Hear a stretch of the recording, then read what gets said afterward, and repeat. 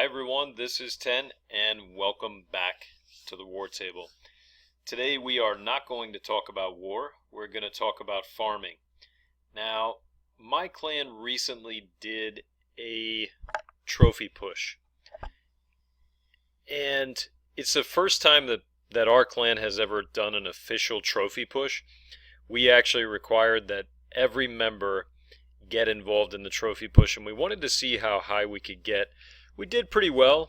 We never really went above 45 members, and we were able to push to 1,600 and something. I can't remember if it was 40 or 50 or 80 or what it was, but 1,600 globally and 81st in the United States. Most of our clan is based in the United States, so I wanted to switch that and see how high we could get. So we changed the settings for that, and we ended up 81st, which I'm pretty proud of. I mean, we had our highest member got pretty high. I think he was at 3,600 trophies yet, or almost 3,700. That was comp. And when we declared that the trophy push was over, I really didn't have time to farm my way down, so I decided that I would try something. I've been really busy the last couple days with work and things going on at the house and just all kinds of stuff. So I wanted to farm Dark Elixir, and one of the great things about climbing so high is that you can build these sort of spank the tank armies that I like to call them. If you guys haven't seen the spank the tank video, it's about really just targeting the elixir tank and getting as much elixir as you can, either as you're dropping trophies or just on a raid and not really caring about what happens. So what I thought was, if I used very little dark elixir in Masters 2, or I'm sorry, in Champion 2, would I be profitable? I haven't had a lot of time, like I said, to raid, so here's what I did. I started building these armies, 20 giants, 11 wizards, 12 wizards, 10 wall breakers, 15 wall breakers, throwing in some Valkyries, and, you know, different troops here and there.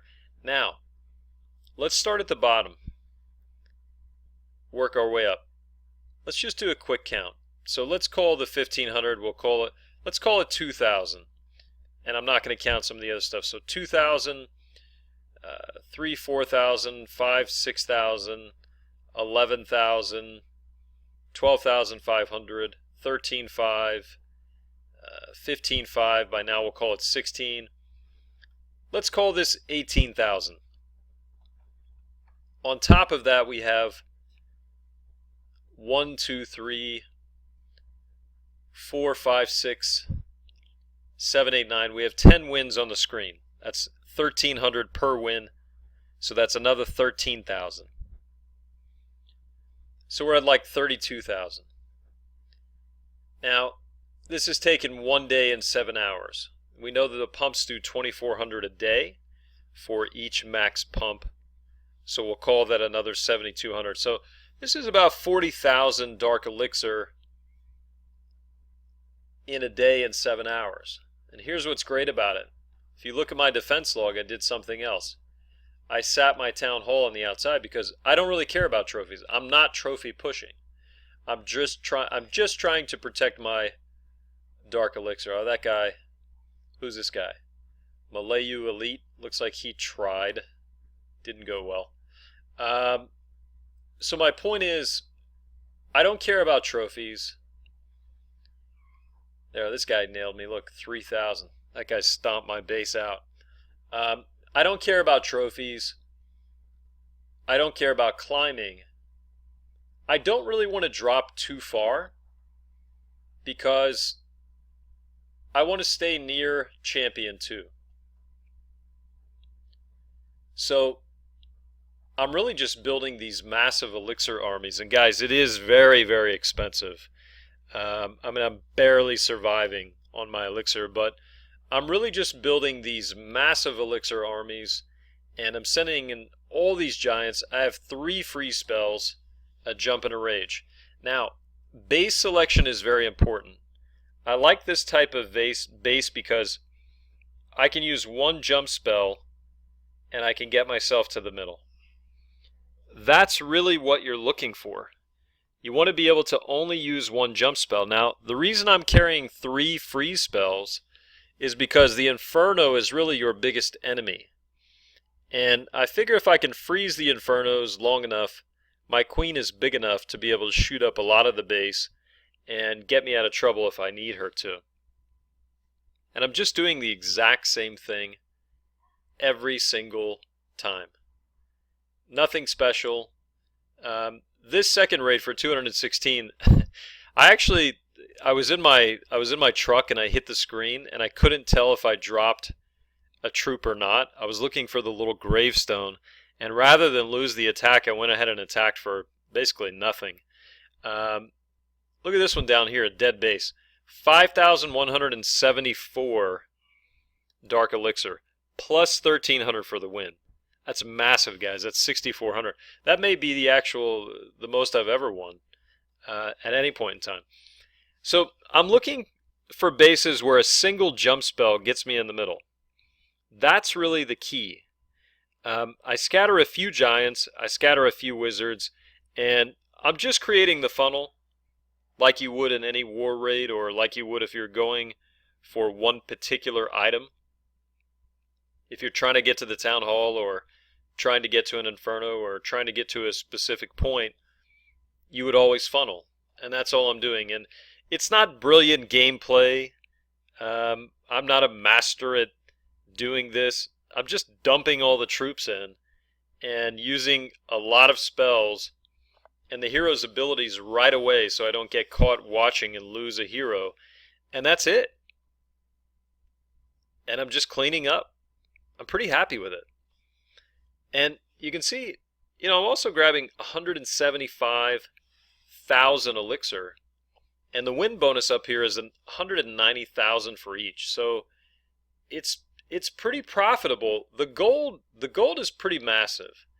Not in any of these raids, you can't really tell, but I think I had a few big ones as we go down, but the gold starts to add up, right? Because I'm not really nexting that much. It's pretty easy to find a base that you can attack for a single star. Like I said, you just have to avoid multiple jump spells. See here, guys?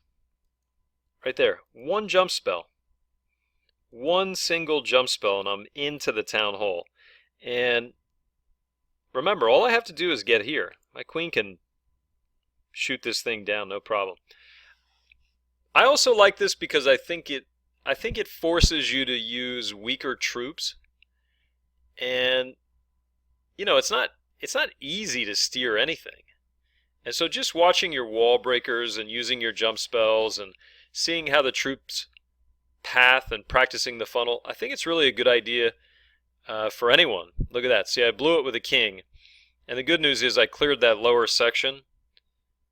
You have to know yourself. Every once in a while I'll blow it, so I make sure that I covered myself. So now that the wizard took that stuff out, these guys are in. Watch the queen.